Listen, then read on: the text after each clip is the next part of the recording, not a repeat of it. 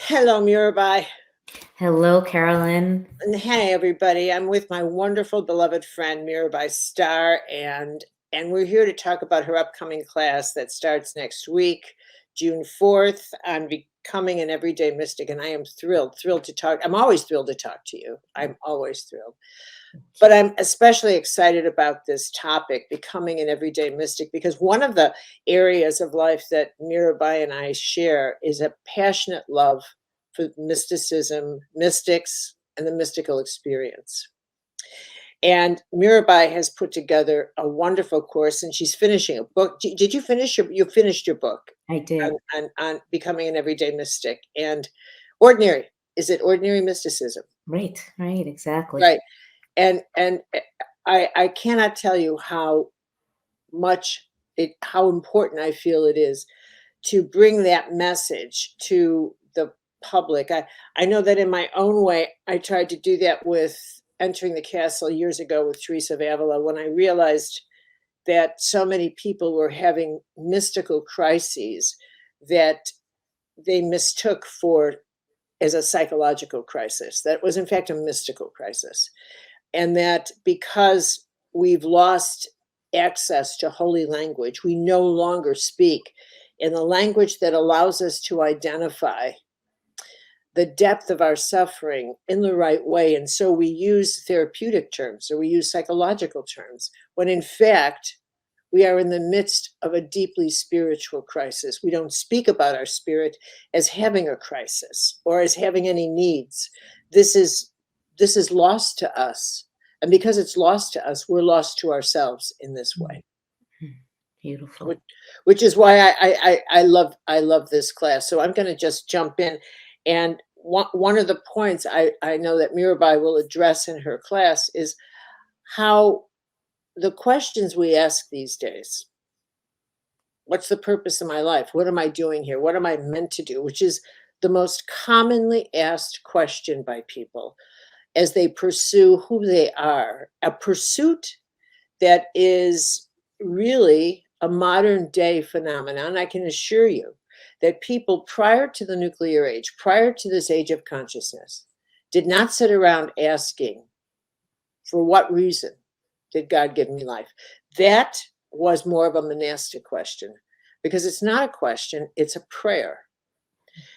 And prayers like that are not answered through FedEx or through a spiritual director. They're answered experientially. Your life changes accordingly.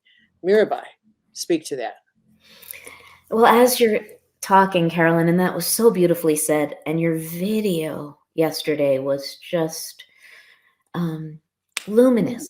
It just cut through. It was like a sword of light that cut through a lot of illusion and laid something bare that's really still singing in my heart. So I'm almost feeling like this teaching you're giving of the question, what am I here for, being actually a prayer, that each of these four teachings that we're going to be exploring in this course are a knocking at the door. Like as you were talking just now, I was seeing each one: intention, attention, community, feeling. Each one of these classes is a knock on the door, on God's door, on the door of the divine, saying, It's a please let me. stage of the answer.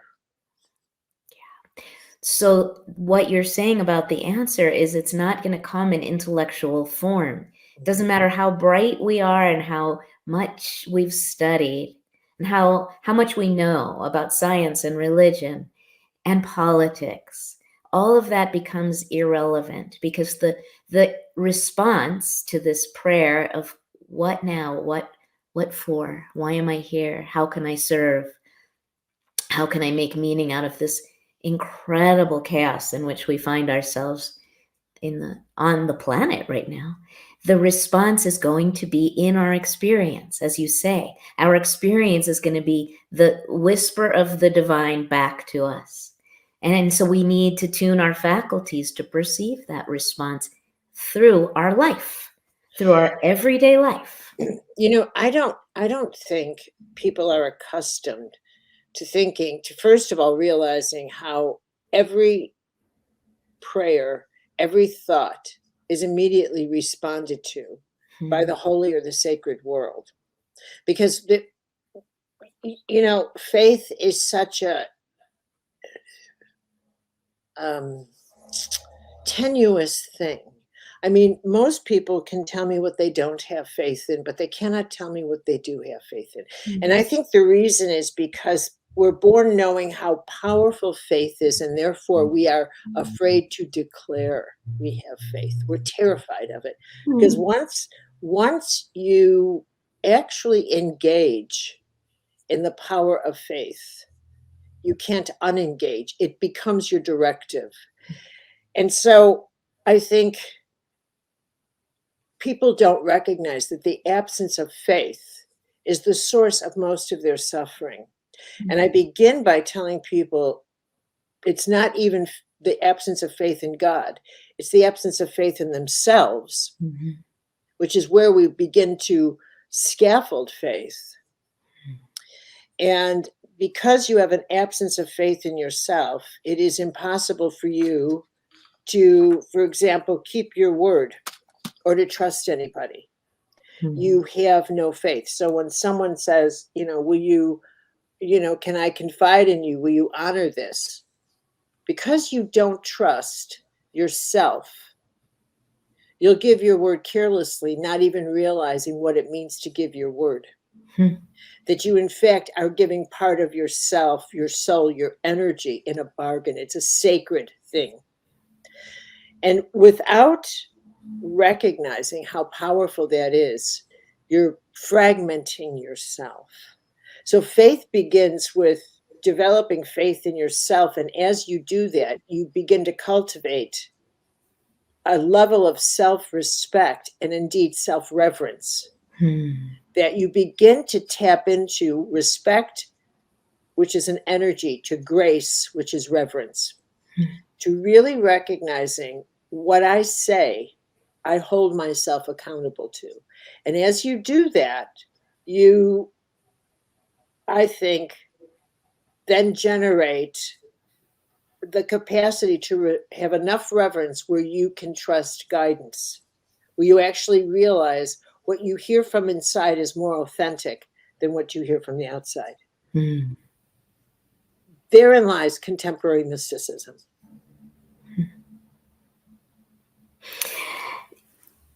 That's beautiful, Carolyn. And I think it's important to add to that mix that this isn't, you don't become some finished product called a mystic. Now you've got self-reverence, you've cultivated it, and you've got it down. You figured it out, and now you no longer doubt, you have faith, and you have a deep regard for yourself and for the divine mystery.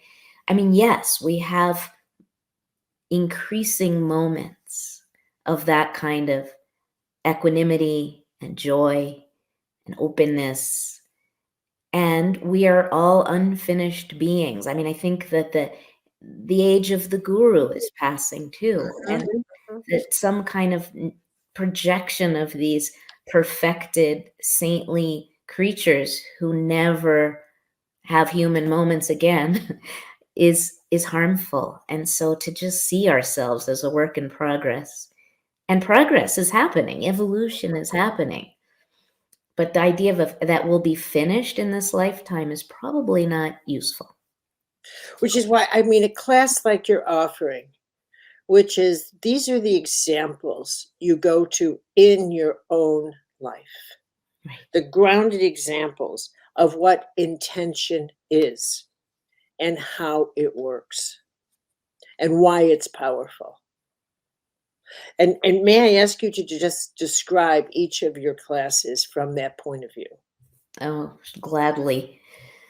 So I've distilled many kind of thresholds along the journey to becoming an everyday mystic into 4. And so just understand that there's way more to it, and we will get into the nuances in each session. But if I were to distill the stages of sacralizing, or I don't want to use such a theological term, making holy the everyday, it would be these, starting with intention. I am going to walk as a mystic in this life. I am going to set my sights on that journey. And I'm going to, like Bilbo Baggins, I'm just going to go. I don't care if I forgot my pocket handkerchief. This is a risk, or it's a leap. Kierkegaard's a leap of faith. We're going to dare to live as mystics in this world, to set our intentions in a real way, to reclaim Can the you give an whole. example of one intention that comes under that heading?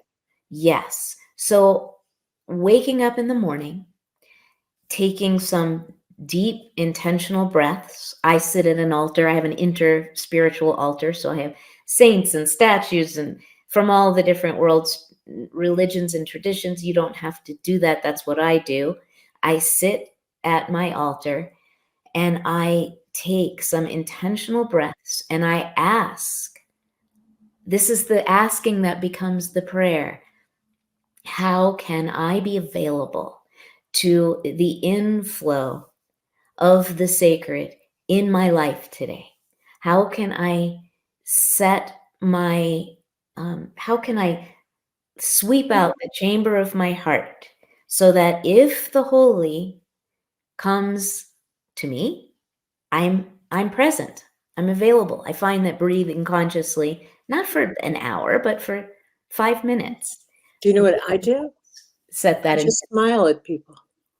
What I is, make it a conscious intention. Maybe I'm more on the earth than you. I don't know. But I am so mindful that we're all interconnected that I just put it on the ground. And now I make it a conscious intention to actually smile at everybody. that's a That, great example. that's, I mean, I have to ground it. I have to make it conscious that I am connected to this person in some way just because we're breathing together.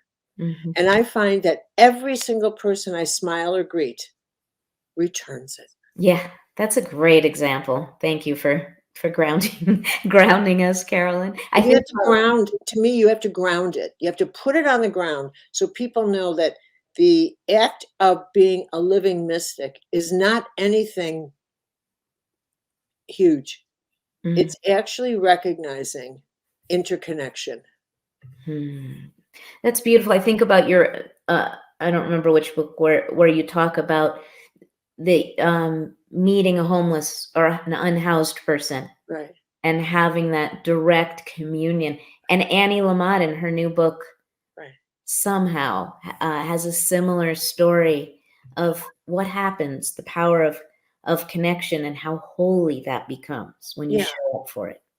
Yeah. It's that groundedness that changes the world. Yeah, I agree.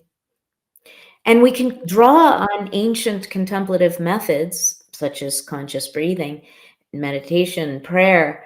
It's not like we have to jettison or get rid of the formal religious and spiritual methodologies, but we can't limit our experience to the sphere of organized religion, and that's really what this class is about. It's not that I'm firing all the religious traditions, but I'm definitely setting them aside and inviting us to actually reclaim the ordinary everyday. You're just better at giving an example in this case, as the domain of the holy, that it doesn't just belong to ordained clergy and specified religious spaces. Well, I think in the preparation, as you do, as I do in prayer, we have to. I like to think that I put myself in a field of grace Hmm. before I enter the world, which Yeah. is your version of meditation and contemplation. I'm not a meditator, Yeah. but maybe that's not true. I don't do conventional meditation. I seek quiet time in prayer, which is a form of meditation, but I don't do conventional. I when I'm alone, I do that kind of prayer as I prepare for the day. And I always think, okay, let's go at it, you and me. And but I like to think that I'm in a field of grace, which is the exact same form, which is what you're saying, is to step out of the conventional form. And I remember what John O'Donohue said to me, get yourself in a field of grace and then go. So it's taking the best of mystical teachings and leaving the rest. Right, exactly. Yeah. So it's time to dare to leave some of what we do. Absolutely. Yeah. So that's the first class is intention. So we're going to reclaim the holiness in our everyday life. And again, unfinished, messy though it may be. In fact, it's sometimes in those moments that on the surface seem least holy that we find the presence, the fragrance of the sacred emanating. What a lovely phrase. So the second class, so first class is intention, second class is attention. This is when, now that we've kind of set our intention to discover, to reclaim our everyday lives as the domain or landscape of the sacred, now we tune ourselves to perceive it. So we pay attention. We cultivate a kind of mindfulness, not in the traditional Buddhist Theravadan sense, although those techniques can be helpful. Contemplative prayer in the Christian tradition, centering prayer, all of those techniques can be helpful. But the important thing is to get up off the cushion, kind of what you're saying, Carolyn, and step into your life, where if you are looking and listening and inhaling, where do you detect the sacred? Is it in the faces of those people, as you gave the beautiful example of, that you intentionally smile at? Now, what do you perceive coming back? Where do you see the face of the divine emanating from the most ordinary things? It's spring in this hemisphere right now, so I'm seeing it like you, Carolyn. I love flowers. I love planting flowers and cultivating a garden that has no use except beauty. It's impossible not to see it smiling back at you from the faces of your flowers. But so many spaces become holy when we have set our intention to perceive it. So that is the second class, and it's, you talked about awe in your video, and that is kind of the essence of this class, this session. It's about when you pay attention, you cannot help but see this wonder brimming from the most ordinary things. And that doesn't mean it's all beautiful. Sometimes it's terrible. The news is horrific. You may be experiencing chronic pain in your body. You may be losing someone you love or have lost someone you love.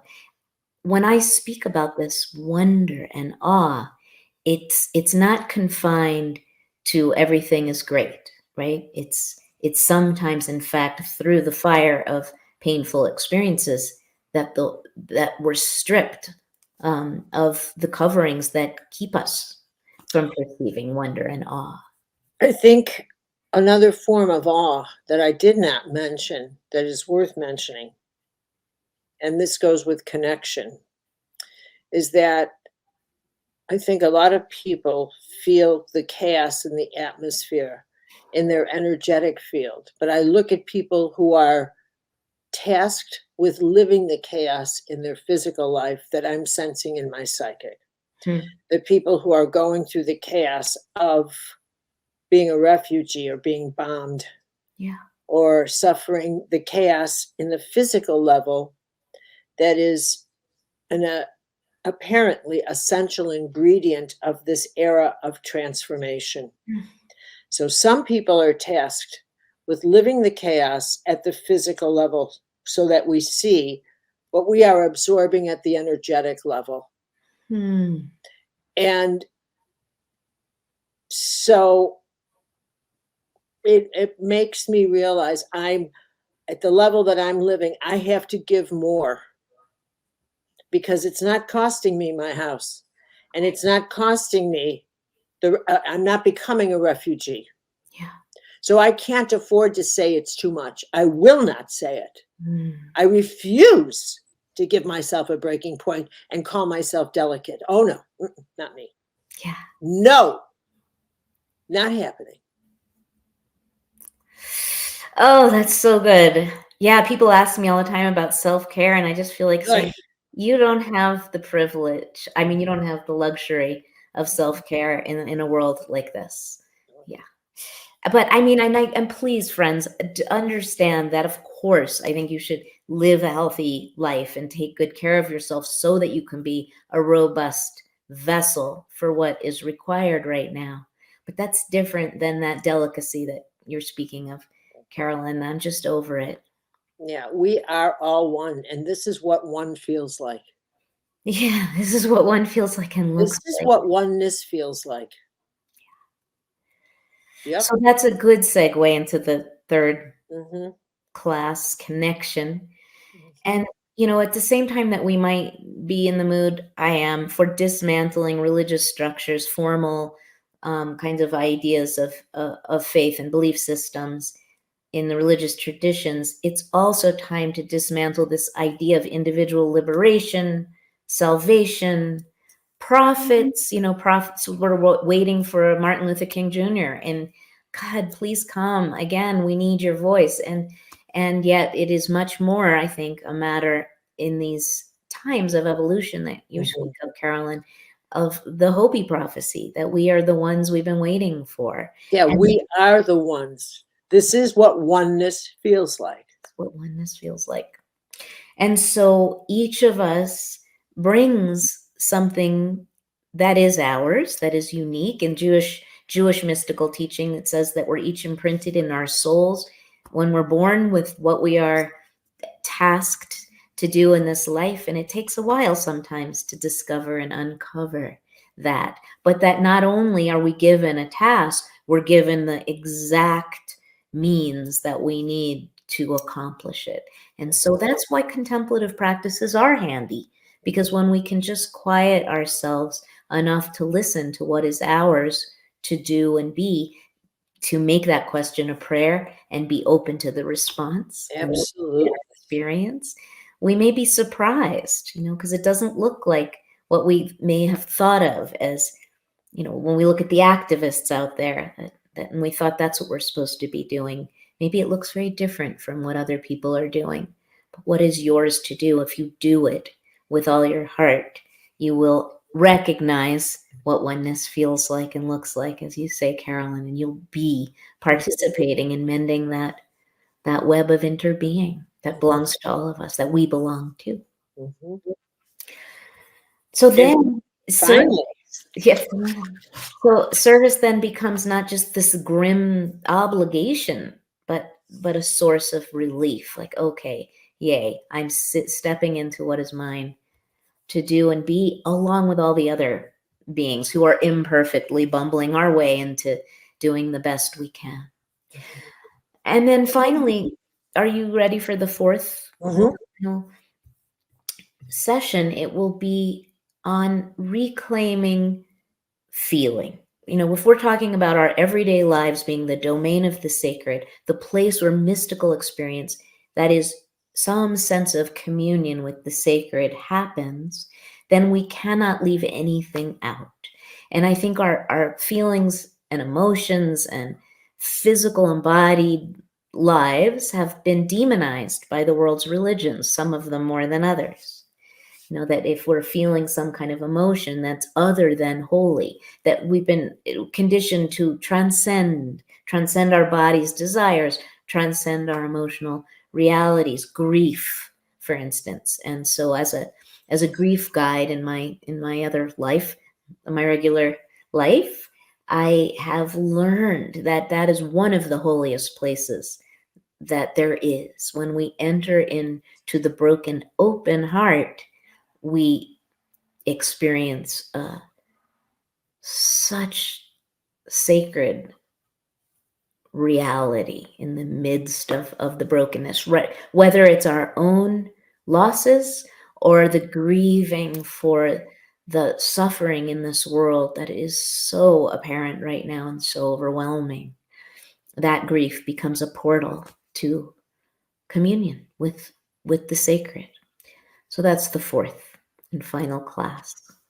See, that to me is a description of how the mystical and let's be clear, by mysticism, what Mirabai and I are talking about is a way to experience the actual power of the the holy world, as opposed to talking about it.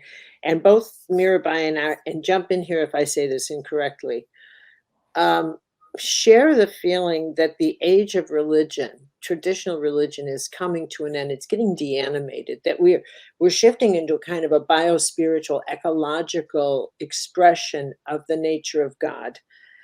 And again, we won't live to see this, but at some point churches will become museums, and synagogues will become museums, and all of these forms of the nature of God, of how people once believed, will become outdated, not for all kinds of reasons, but not the least of which, if I take you right now into your body and the laws of holism as you are learning them, because your body is your teacher, it's that in order for you to heal from anything, you have to adapt to the law of one. Again, oneness, the law of oneness. And you have to adapt to integration, to being integrated, to being whole, to wholeness, the law of wholeness, oneness. And religions separate. And if you adhere to a religion, their survival mechanism is that everyone else is wrong and we're right. We have the God of rightness and everyone else is that. And adapting to that law of that belief, that illusion that our God is right and your God is wrong, separates is a ferocious illusion of separation that's communicated to your biospiritual ecology. And it's a ferocious poison. So it's time for us to evolve out of that and into a biospiritual ecology that recognizes all systems of life are one and need each other, from nature to the aquatic system, to the air system, to the human system. That we are not superior. We are equal to all systems of life. We cannot survive without all the other kingdoms of life. We are not superior. We are on equal footing. And that's going to take some adjusting to our preference of being arrogant and superior. So we have some adjusting to do. And that's a period of, that's what chaos is about. It's about adjusting to our rank and privilege. And climate change may help us out there. But at any rate, it will turn us into a more humble species, if nothing else. And it's not easy to live in this liminal time. So No. deep But when down. has it been easy? Yeah, right. And I guess the history of human beings, it's never been easy on this planet.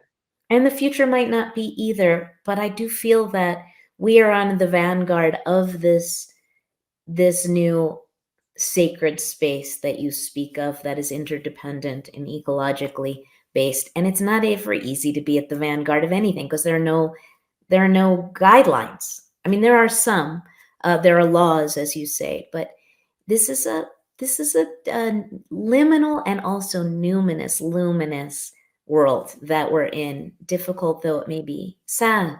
It's both. But you know what's really painful is that it could be so much simpler.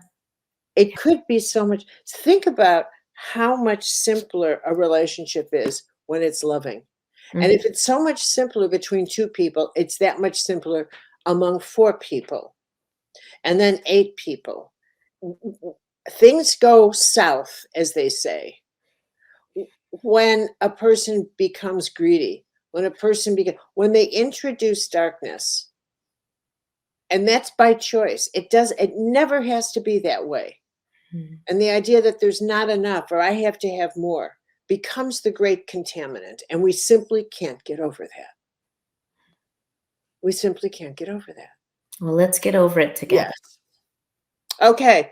This is going to be a marvelous class. As I said to everybody, it is so necessary. And if you don't realize how healing a class is like this for you, and how deeply empowering it is, how deeply empowering it is for you to feel that power in yourself when you shift your center of gravity from the outside to something inside that wakes up, something luminous inside that wakes up, that tells you no matter what happens in your life, you're going to be okay. You're going to be fine. Thank you, my dear. I wish I could be with you. I will be teaching overseas. So I know you're going to do an absolutely splendid class. Thank you, Carolyn. We'll see you when you get back. You got it. Well. Thank you, everyone. Okay. Enjoy, everyone.